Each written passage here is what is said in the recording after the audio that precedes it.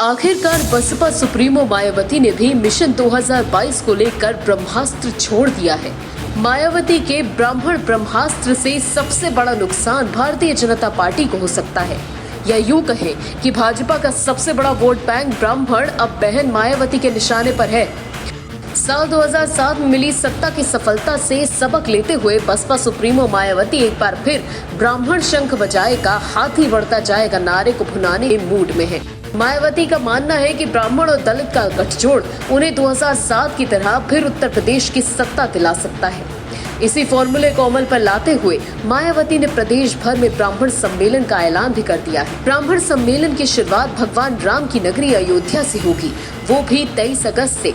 उत्तर प्रदेश भर में ब्राह्मण सम्मेलन बसपा सुप्रीमो मायावती के अति करीबी सतीश चंद्र मिश्र की देखरेख में होगा। ये ब्राह्मण समाज के लोग इनके बहकावे में आ गए।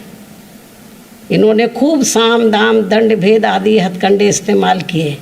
इनके बहकावे में आकर तो बीजेपी को एक तरफा अपना वोट दिया और इनकी 5 साल के लिए सरकार बनाई। लेकिन मुझे पूरा भरोसा है, लेकिन इनके साथ क्या हुआ ये सब आप लोगों को मालूम है, कितनी जाति इनके साथ हो रही है। मुझे पूरा भरोसा है कि अब ये ब्राह्मण समाज के लोग जो इन्होंने पिछले चुनाव में इनको इनके बहकावे में आकर अपना वोट देकर इनकी सरकार बना दी थी पूरे 5 साल के लिए, अब वो पछता रहे हैं। लेकिन अब मुझे पूरा भरोसा है कि अब ये लोग इनके किसी भी प्रकार के बहकावे में नहीं आएंगे।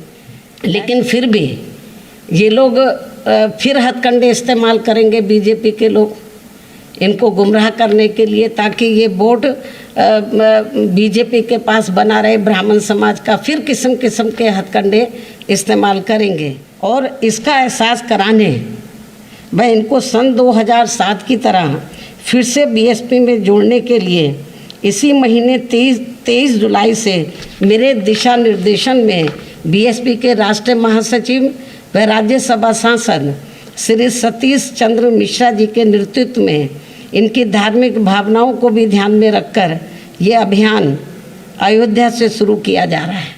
चुनाव को लेकर प्रेस कॉन्फ्रेंस में मायावती ने साफ कहा कि योगी सरकार से ब्राह्मण नाराज है, दलित उनके साथ है, ब्राह्मण भटक गया है, लेकिन आने वाले चुनाव में फिर उनका साथ पड़ेगा। बहरहाल मायावती की नई पैंतरेबाजी से उत्तर प्रदेश में नए समीकरण बनने की संभावना से इनकार नहीं किया जा सकता है। अगर माया का फॉर्मूला हिट होता है तो भाजपा को सबसे अधिक नुकसान होना तय है। सपा से ब्राह्मणों को जोड़ने वाले अखिलेश यादव के अभियान को भी करारा झटका लग सकता है।